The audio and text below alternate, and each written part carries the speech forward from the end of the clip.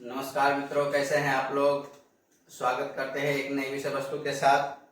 आज का जो विषय वस्तु है सबसे महत्वपूर्ण हो जाता है जीवन जीने के लिए, और यह विषय वस्तु है कि कितना धन आप कमाएंगे। यह पहले से डिसाइड होता है कि आप कितना धनवान बनेंगे, कितना धन आप कमाएंगे। क्योंकि बिना मतलब के हाथ पैर मारने से भी कुछ नहीं होता है और घर बैठे रहने से भी कुछ नहीं होता है। लेकिन अगर आपका जन्म कुंडली में कुछ अच्छे योग है तो मजबूर कर देते हैं वह योग आपको काम करने के लिए, बाधित कर देते हैं वह योग आपको कमाने के लिए, और आप धनवान बनते ही बनते हैं। तो कुछ योग को हम देखेंगे आज कि कौन कौन से ऐसे योग हैं जिनके कुंडली में होने मात्र से आप धनवान बनते हैं, और कितना धनवान आप बनेंगे यह आपके जन्म कुंडली डिसाइड करता है। तो सबसे पहले हम लोग क्या देखते हैं, जब भी हमको इनकम देखना है, आय देखना है, तो उसके लिए हम लोग सबसे पहले यहाँ देखते हैं एक आदर्श स्थान। कुंडली में यह 12 घर होता है, जिसमें 11वां घर मुझे यही बताता है कि हम कितना धन कमाएंगे। तो सबसे पहले हम लोग क्या देखते हैं कि यहाँ 11वें घर पे कौन सी राशि है, कितने नंबर की राशि है, सबसे पहला यह चीज देखा जाता है। दूसरी चीज देखा जाता है कि यह जो राशि है इसका स्वामी कहाँ बैठा हुआ है। ठीक है, अब मान के चलिए 1 नंबर है, 1 नंबर का स्वामी मंगल होते हैं, तो यहाँ पे 1 नंबर है तो मतलब भावेश मंगल हुए। अब मंगल की स्थान कहाँ पे है, दूसरी चीज देखा जाता है ये चीज है। तीसरी चीज देखा जाता है कि कितने ग्रह बैठे हुए हैं आपके इनकम स्थान पे, आपके आय के स्थान पे। चौथा चीज देखा जाता है कितने ग्रहों की दृष्टि है, क्योंकि जितने ग्रह बैठे हुए हैं उससे ज्यादा इफेक्टिव होता है कितने ग्रहों की दृष्टि है। तो हम लोग चौथा चीज में देखते हैं भावेश पर दृष्टि, और भाव पे दृष्टि के साथ भावेश पर। मान के चलिए मंगल यहाँ का स्वामी बनता है, 1 नंबर की राशि यहाँ होती है और मंगल यहाँ बैठा है, तो भाव पे दृष्टि तो हम लोग देखते ही है, साथ में देखते हैं कि मंगल पे कितने ग्रहों की दृष्टि आ रही है। तो यहाँ पे भावेश पे दृष्टि, ठीक है।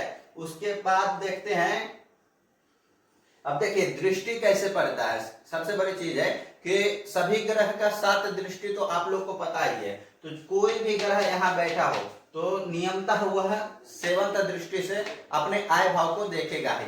लेकिन अब मान के चलिए मंगल है तो मंगल की 4 दृष्टि होती है, तो मंगल सिर्फ यहाँ बैठ करके नहीं बल्कि यहाँ में यदि मंगल बैठता है तब भी मंगल अपने 7वीं दृष्टि से यहाँ देख लेगा, और मंगल अगर यहाँ भी बैठता है चौथा स्थान पे फिर भी मंगल की जो है 7 एक 8वीं दृष्टि वहां पहुंच जाती है। इसी प्रकार दूसरा ग्रह है गुरु। गुरु ग्रह के पास भी कुछ एक्स्ट्रा दृष्टि है, जैसे 7th दृष्टि तो गुरु के पास है ही, लेकिन अगर गुरु यहाँ 7th स्थान में भी बैठते हैं तो अपने 5th दृष्टि से अपना एकादश स्थान को देख सकते हैं। या फिर गुरु अगर यहाँ भी बैठते हैं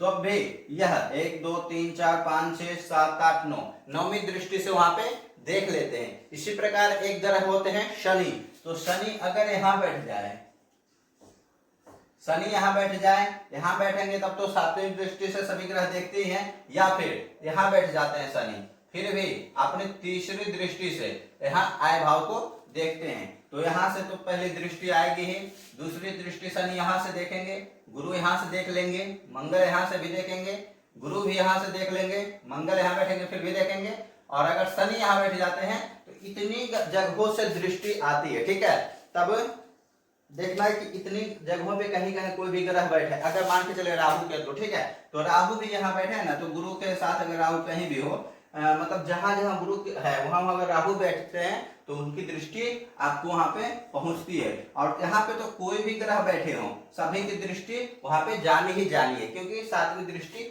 सभी के पास होती है। ठीक है, उसके बाद हम लोग देखते हैं यहाँ पे अगर जो 100 में ग्रह बैठे हैं, ठीक है, पॉजिटिव ग्रह, शुभ ग्रह की गिनती में कौन कौन आता है, हम लोग देखते हैं कि जैसे ग्रह यहाँ बैठे हैं वैसे परिणाम हमको प्राप्त होते हैं। अब अच्छे ग्रह बैठे हैं तो अच्छी तरीके से आय होती है, जैसे सूर्य हो गया, शुक्र हो गया, गुरु हो गया, चंद्रमा हो गया, ये 4 अच्छे ग्रह की गिनती में आते हैं। तो ये 4 ग्रह की राशि या फिर ये ग्रह खुद यहाँ बैठे हों। सूर्य की राशि 5 नंबर की होती है, चंद्र की राशि 4 नंबर की होती है, इसी प्रकार के शुक्र की राशि 2 और 7 होती है। तो अगर वह सब राशि यहाँ होती है तब अच्छे तरीके से परिणाम आता है। लेकिन यही अगर बुरे ग्रह बैठ गए हों तो बुरे तरीके से परिणाम देते हैं, लेकिन रिजल्ट बहुत अच्छा रहता है। बुरे ग्रह आमदनी बहुत ज्यादा करवाते हैं, वो अलग तरीके से करवाते हैं। जैसे मंगल बैठ गए हों, शनि बैठ गए हों तो बहुत ही बुरे तरीके से आमदनी होगा। धोखेबाजी ठगी से हो सकती है, लेकिन आमदनी बहुत अच्छी होगी और धनवान योग यही कहती है। अब इसके बाद हम लोग देखेंगे इस भाव में, ठीक है, एकादश भाव में जितना ज्यादा ग्रह बैठा हो उतना ज्यादा तरीके से आमदनी करवाती है। और 2-3 ग्रह बैठे हो तो वैसे जातक बुद्धिमान होते हैं, अपने पैसे से वाहन खरीदते हैं, मकान खरीदते हैं, इस तरीके की चीजें जातक खुद के पैसे से, खुद के धन जो कमाते हैं उससे ये सारी चीजें करते हैं। उसके बाद हमारा सूत्र कहता है कि कुछ ऐसे योग होते हैं जो योग अगर आपका जन्म कुंडली में बन जाए तो स्वाभाविक सी बात है कि सोने पे सुहागा वाली बात हो जाती है। जैसे कि आयेश का संबंध अगर लग्नेश से बन जाए, यहाँ अगर 1 नंबर है, यहाँ 11 नंबर है, 11 के स्वामी शनि होते हैं, 1 का स्वामी मंगल होते हैं, तो अगर यह जो संबंध है यह कहीं केंद्र में बन जाए या यह त्रिकोण में बन जाए तो अत्यंत उत्तम लाभ है। ऐसे किसी भी स्थान पे अगर यहाँ भी बन जाए, यहाँ भी बन जाए तो कोई दिक्कत नहीं होता है, क्योंकि धन भाव है, धनेश है, लाभेश है। तो इन दोनों का अगर लग्न और लग्नेश और आयेश का संबंध बन जाता है तो बहुत उत्तम योग होता है। इसी प्रकार हम लोग दूसरा देखेंगे कि धनेश और आयेश का संबंध बन जाए, यह भी बहुत उत्तम योग होता है। यहाँ पे देखिएगा भाग्येश, नवम स्थान के स्वामी भाग्येश और आयेश का संबंध बन जाए, यह भी उत्तम योग है। इस तरीके का योग अगर आपका जन्म कुंडली में है तो अवश्य धनवान बनिएगा। वह आपको काम करने पे मजबूर कर देगा और आपको धनवान बना के छोड़ेगा। ठीक है, अब आगे का क्या कहता है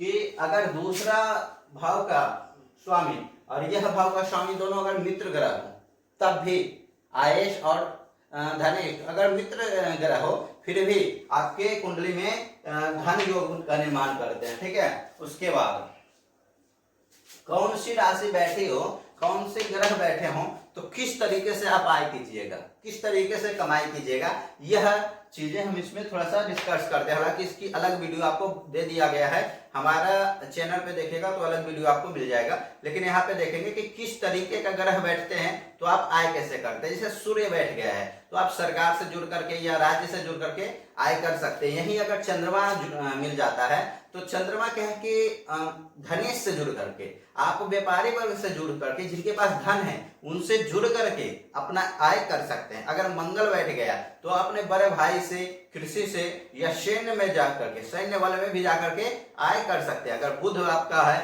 तो बुध आपका वाणी से आय कर सकते हैं, आप ज्ञान से आय कर सकते हैं, आप व्यापार से आय कर सकते हैं। गुरु बन गए तो फिर व्यापार कर सकते हैं, ज्ञानी से ही आय करना होगा आपको। और आप जिस भी क्षेत्र में आय करेंगे वहां पे आपका ज्ञान का सब लोग बात मानेंगे, आपको ज्ञानी समझेंगे। शुक्र बैठ गए तो ससुराल पक्ष से आपका आय होगा। शुक्र बैठ गए तो स्त्रियों से जुड़े हुए आप आय कर सकते हैं। आप जिस फील्ड में काम करेंगे वहां बहुत सारी स्त्रियां होगी। अगर शुक्र की राशि यहाँ पे आ जाती है 2 और 7 तो शनि अगर मिल जाए तब आप ठगी से आय कर सकते हैं, धोखेबाजी, सट्टेबाजी या राजनीति से आय कर सकते हैं। लेकिन अगर शनि की राशि यहाँ पे बैठती है तब सबसे प्रबल योग होता है आय करने का। उसके बाद देखते हैं हम लोग, राहु बैठ जाता है तो राजनीति से आय देता है। तो इस तरीके की कौन सी राशि बैठा है, कौन सा ग्रह का राशि बैठा हुआ है वह भी बहुत कुछ बताता है।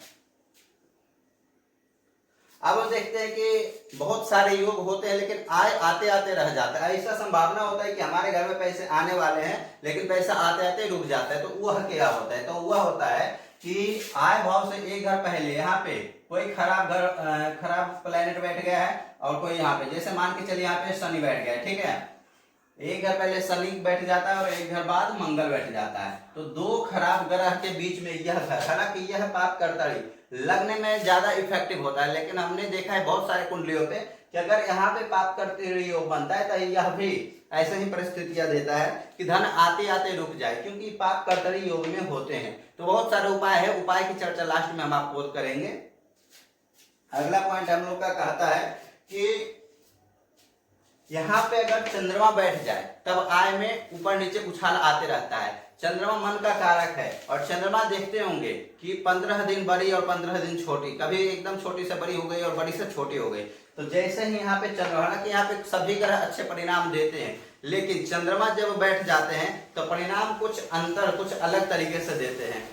जब चंद्रमा बैठते हैं तो परिणाम, जैसे किसी दिन आपको 50,000 की आय हुई, किसी दिन 1 लाख की, तो किसी दिन 25,000 की, क्योंकि चंद्रमा बैठता है तो इस तरीके की परिस्थिति बन जाती है। अब हम उपाय की बात कर लेते हैं कि अगर पापकर्त योग आपका हो गया है या चंद्रमा बैठे हैं या और कोई भी ग्रह है तो कैसे इसका आय में ले सकते हैं। तो सबसे बड़ी बात है कि दो श्लोक है, ठीक है।